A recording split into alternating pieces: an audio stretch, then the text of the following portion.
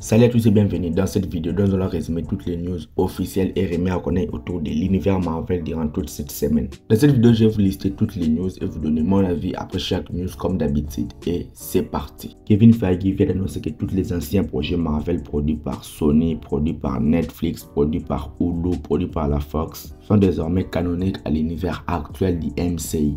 Donc parmi tous ces projets, on a les anciens films Spider-Man, les séries Defenders, la série Les Agents du Shield, les films Les 4 Fantastiques, etc.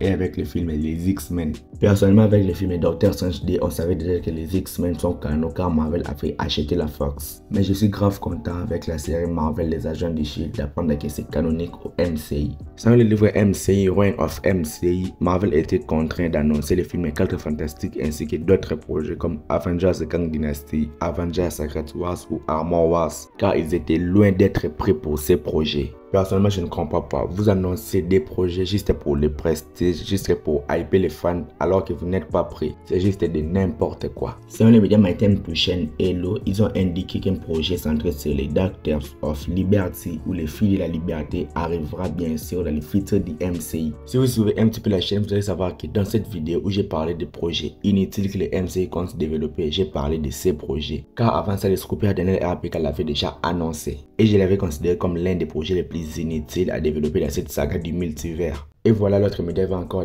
valider que ça peut arriver. Et je ne comprends même pas l'utilité de ces projets. On veut se plonger dans les multivers, découvrir des choses avec des camps comme avec la série Loki, etc. Plutôt que de nous parler des groupes de filles, de la liberté, etc. On s'en balèque. Si vous voulez savoir c'est quoi le groupe de Daughters of Liberty, je vous invite à regarder cette vidéo des projets inutiles, vous allez comprendre. Pour les films Deadpool 3, il faut savoir que les films viennent encore de nouveau d'être repoussés dans une date encore indéfinie. Mais selon plusieurs rumeurs, il se pourrait que les films sortent toujours en 2024. Les films étaient censés sortir le 3 mai 2024, mais le film Captain America Brave New York a pris sa place. Avec le grève des acteurs, c'était évident que les films Deadpool 3 allaient être repoussés. Et ce n'était qu'une question de temps, car le tournage a été arrêté il y a certain temps. Et c'est normal qu'il y ait des répercussions sur ce projet. Selon les médias Matin Pushen Hello, il dit que Taylor Swift sera bel et bien dans le film Deadpool 3, mais pas en tant que Dazzler comme tous les rumeurs le disaient précédemment. Ça serait quand même cool de voir la star Taylor Swift dans le MCU. Selon Reddit, il dit que la Terre 838 qu'on a vu dans le film Doctor Strange in the Multiverse of Madness a été supprimée du film Deadpool 3 après avoir subi plusieurs réécritures. Le film aurait dit à l'origine explorer les conséquences des événements survenus dans le film Doctor Strange 2 après le départ et la folie de Wanda.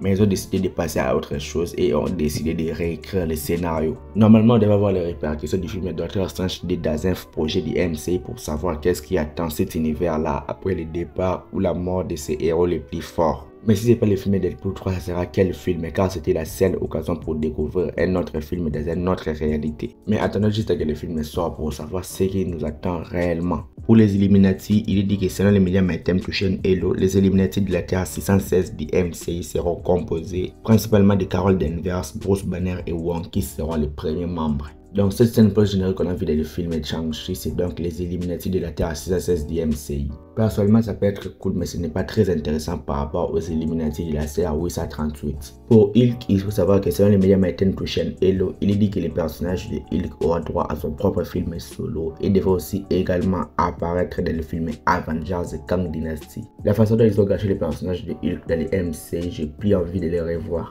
Pour Echo, il faut savoir qu'un nouveau logo pour la série a été dévoilé. Et aussi un trailer pour la série Echo est prêt à être publié. Mais on ne sait pas quand est-ce que ça sera publié, donc attendons juste. Et pour information, il faut savoir que la série sortira en janvier 2024. Et je vais encore une fois me répéter, mais c'est la série Marvel qui me hype le plus. Et aussi de la foulée, un nouveau logo pour la série Agatha Dark Diaries a aussi été dévoilé. Et après Echo, Agatha est la deuxième série Marvel qui me hype le plus. Pour les films Thunderbolts, il dit que dans les nouveaux scripts du film Thunderbolts, Yelena Belova sera donc la chef de l'équipe, encore une fois. Il aussi dit que les personnages de Yelena Belova, US Agent et Ghost seront les premiers personnages à affronter le personnage de Sentry quand il va passer aux côtés du mal. Il aussi dit que le personnage de Sentry deviendra Void, donc son activité maléfique, lors du troisième acte du film, donc vers la fin du film. Et aussi, il est dit que le film Thunderbolts sera lié au film Armor Wars. Personnellement, tous ces rumeurs pour les films Thunderbolts sont très intéressants. Ça me donne un petit peu envie pour les films, même si c'est loin d'être encore arrivé. Pour les films Captain America Brave New York, comme on l'avait dit précédemment, le film est avancé pour sortir à la date du film Deadpool 3 le 3 mai 2024. Donc, ce sera le premier film Marvel qui sortira en 2024. Le premier film Marvel qui sortira après le film The Marvels. Et selon les scoopers Daniel RPK, il est dit que le pouvoir de Red Hulk ou Hulk rouge serait lié aux fées. Personnellement, je n'ai pas trop bien compris ce concept. Il se pourrait que s'il est entouré de fées, il sera encore très puissant. En vrai de vrai, un Hulk comme ça peut être très intéressant à voir. Pour les films de Marvel, il faut savoir que la durée finale du film avec les crédits sera de 1h44 minutes et 36 secondes, ce qui en fait le film le plus court du MCU. Même si le film est court, si le contenu est bon, ça peut quand même être kiffant. Il faut que le film soit complet du début à la fin, qu'on n'ait pas une impression du vide. Pour les films Ant-Man et la guerre Quantumania, il faut savoir que les représentants de Marvel Studios étaient choqués par des réactions négatives des fans et des critiques négatives concernant le film Ant-Man et la guerre Quantumania. Ils s'attendaient à de très bonnes critiques et à des réactions positives. En vrai de vrai, moi j'aime quand même le film, mais il y a quand même pas mal de trucs qui ne vont pas dans ce film. Comme les dizaines de MODOK, les dizaines de Royaume Quantique et le traitement de Kang le Conquérant, c'était pas vraiment assez suffisant pour que le film soit dit waouh aux yeux des fans. Pour Black Panther, il faut savoir que Letitia Wright aurait tourné plusieurs scènes dans le rôle de Shuri, alias Black Panther, dans un futur projet Marvel encore inconnu.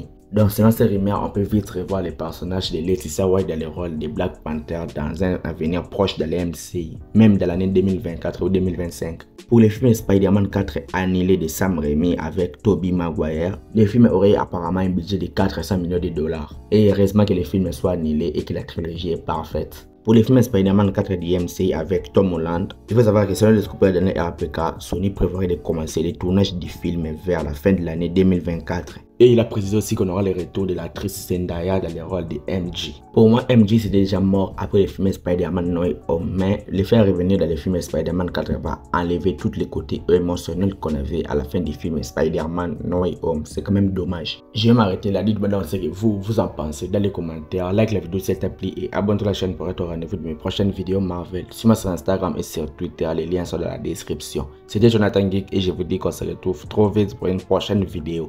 Ciao.